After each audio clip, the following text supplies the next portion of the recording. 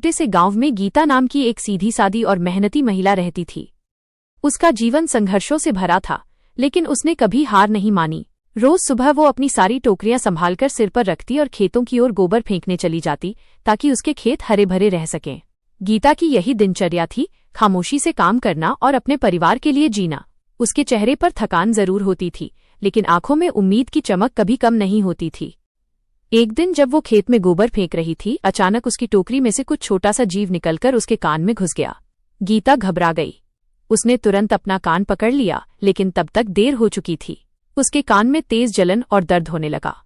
वह दर्द से चीख उठी। आसपास कोई नहीं था। खेतों के बीच वो अकेली थी, डरी हुई, असहाय। वो रोते रोते जमीन पर बैठ गई। किसी तरह वह घर पहुंची, लेकिन दर्द कम नहीं हुआ। दिन बीतते गए और गीता की हालत बिगड़ती चली गई।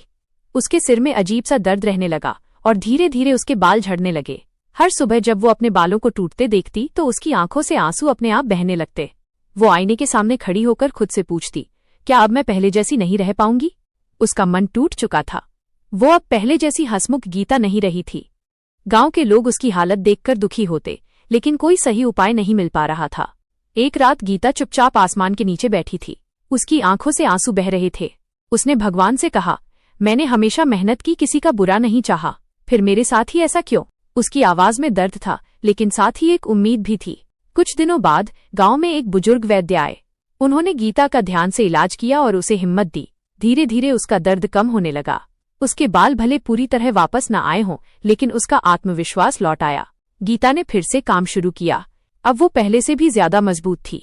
उसने समझ लिया था कि असली सुंदरता चेहरे या बालों में नहीं, बल्कि हिम्मत और दिल की ताकत में होती है।